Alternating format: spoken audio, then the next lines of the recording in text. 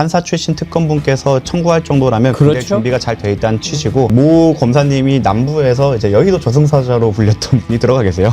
그분이 떴을 때 여의도에서는 굉장히 긴장을 많이 했어요. 김건희는 이쪽도 걸려있고 이쪽도 걸려있고 이쪽 피하려고 머리 쓰다가 또 이쪽에 와서 맞는 거고 지금 이렇게 되는 거거든요. 김건희가 안 나왔을 때 어느 특검이 가장 체포에 먼저 나설 것인가 내기가 벌어졌다고 할 정도로 아무리 휠체어 타고 쇼를 한다고 해도 더 이상은 피하기 어렵다. 왜냐하면 형량이 셉니다. 그게 그 살인과도 비슷한 수준의 형량을 예고하고 있습니다. 그래서 재밌는 일이 펼쳐질 겁니다. 김건희 관련해 가지고는 지금 계속 플러스 알파 얘기가 나옵니다.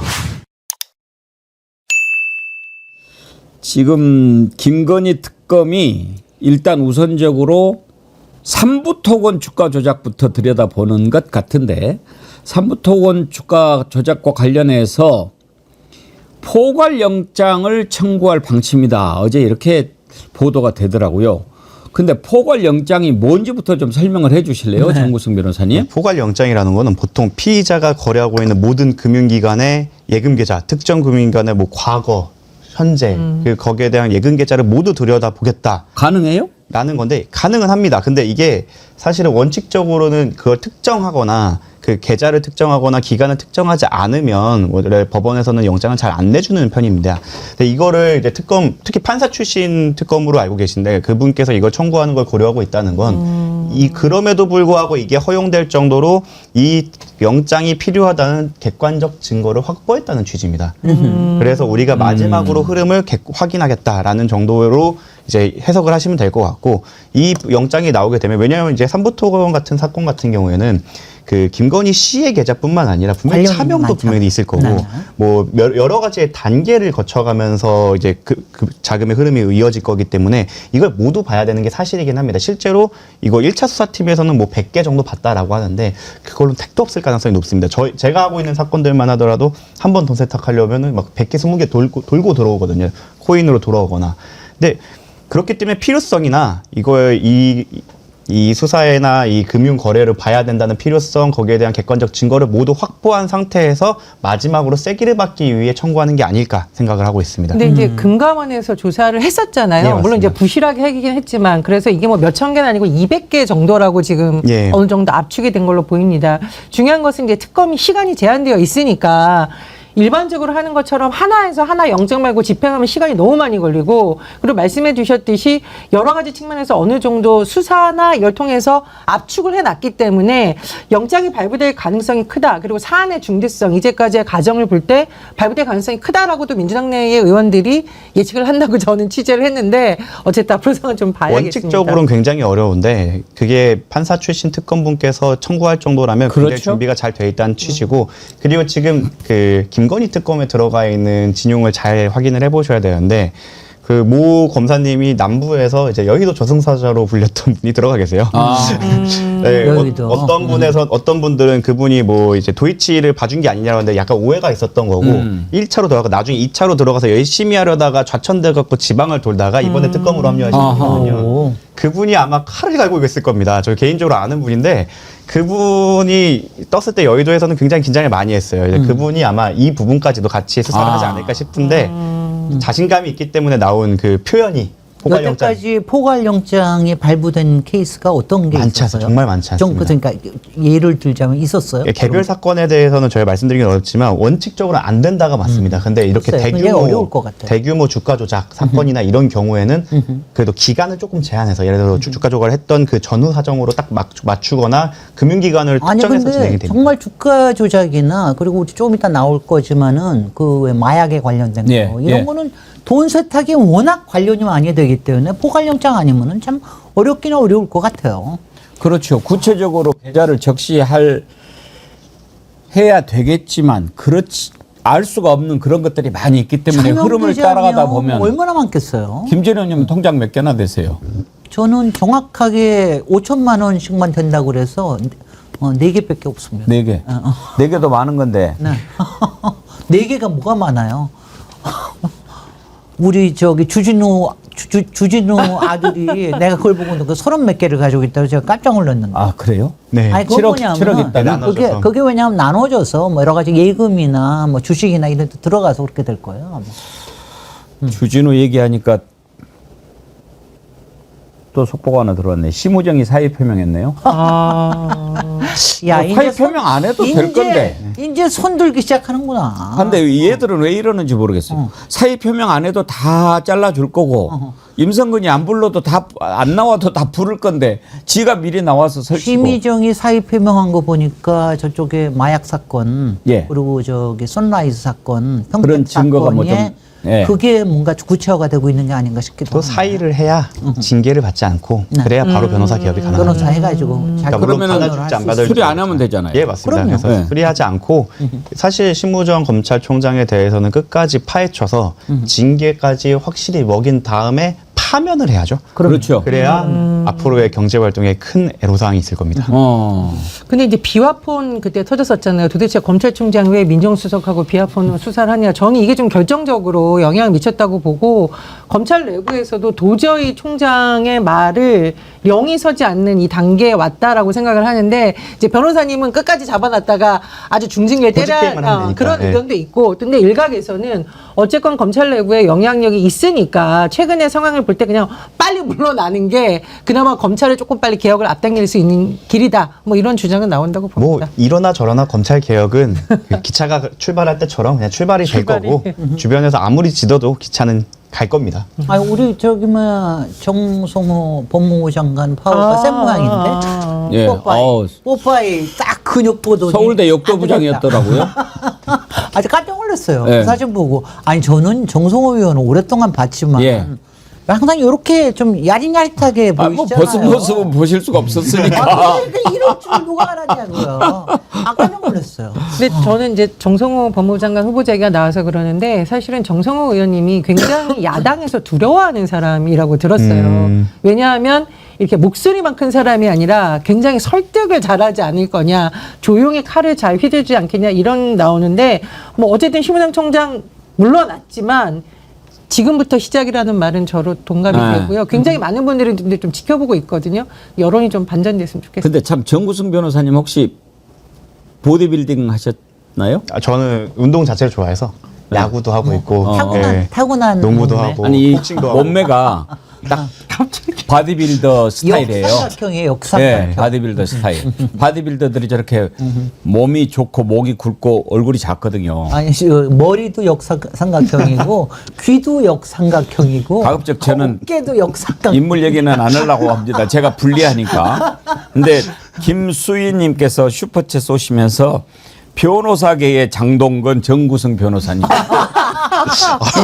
조심스러운데요. 아하, 그래도 아유, 또 우리- 얼굴 빨개진 거 봐. 아니 김남국 의원님 봤을 땐 그런 거 안 써주시더니 댓글. 우리 이거 저 봐. 다니엘 PD가 정성호 의원 사진 준비하셨네? 이거 보세요. 그러니까 미모가 그렇게 중요하대요. 그러니까 그 이거 보세요. 나경원이 이거 봐. 오. 나경원이 샤방샤방하게 하고서는 저기 뭐야 농성하잖아요. 이두가 거의 얼굴만 하신데요. 저 이거는 조금 과장이 있기도 한 것 같은데. 아니 이 정도 되겠죠. 아니 뭐. 근데. 서울대 역도부장 출신이에요. 보통 그러니까 웨이트 수십 트레이닝 년간, 웨이트 수십 트레이닝 년간. 하는 업계에서는 역도 아니, 하시는 근데 분들 끝판왕으로 우리가 치는 알기는 저 얼굴에서 그냥 비례로 해가지고 요렇게 알았지 저렇게 벌을 줄 줄도 앵커님 아까 마동석 얘기하셨죠. 예. 요즘 네티즌들이 마동석. 마동석. 네. 농성이야. 그래서 모 유튜버에서는 굳이 일하실 때 옷을 입으셔야 되냐. 특히 검찰 개혁할 때는 반팔 다녀라. 그 나시티만 입고 일하시면 충분히 위압감이 있지 않을까. 팔뚝이 거의 제 배만 합니다.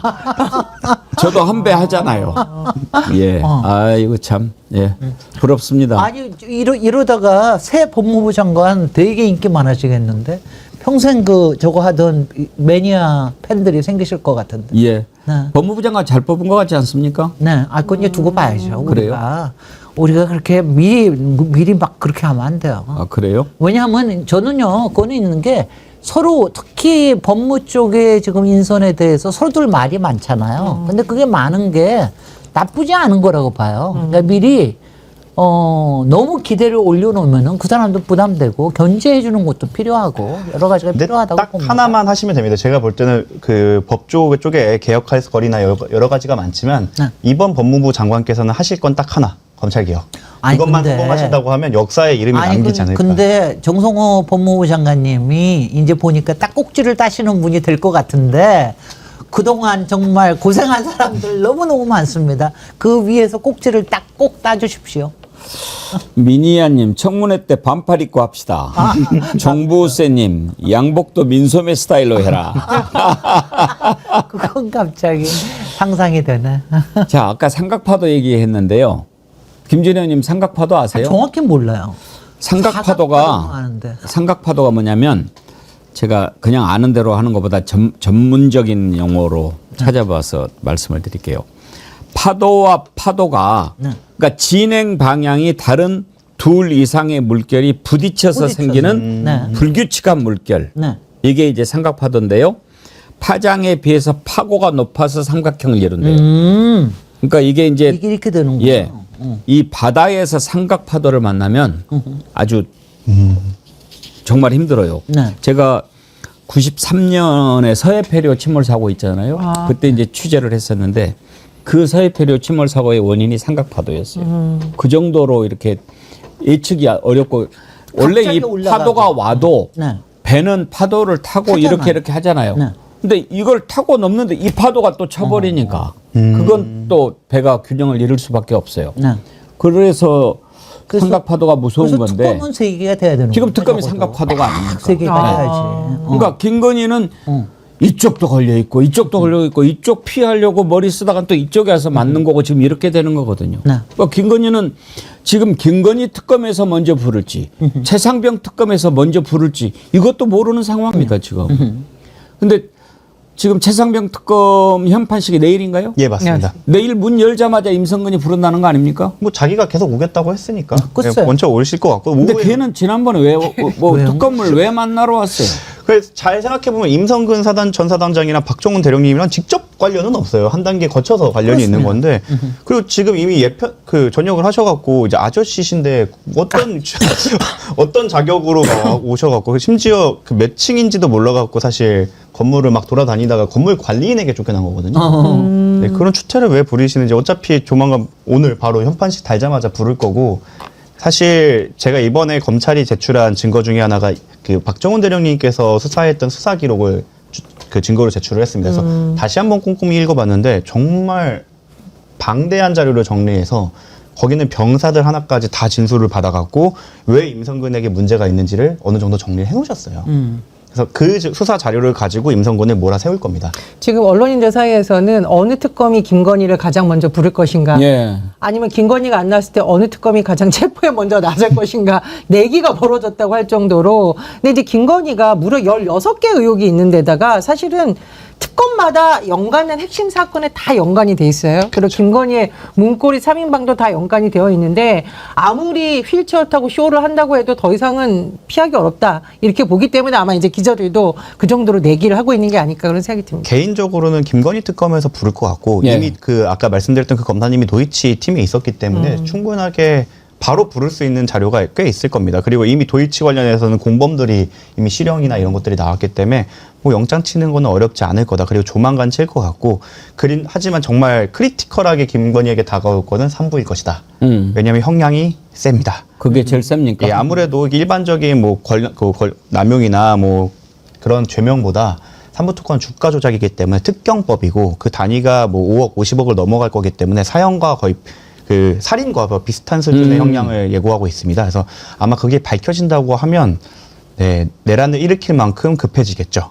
근데 저는 명태균 의혹이 더 정치권에 강타될 수 있는 거라고 봅니다. 왜냐하면 이 공천과 관련된 여러 부분은 지금 국민의힘 관계자들이 줄줄이 실체가 드러날 가능성이 있거든요.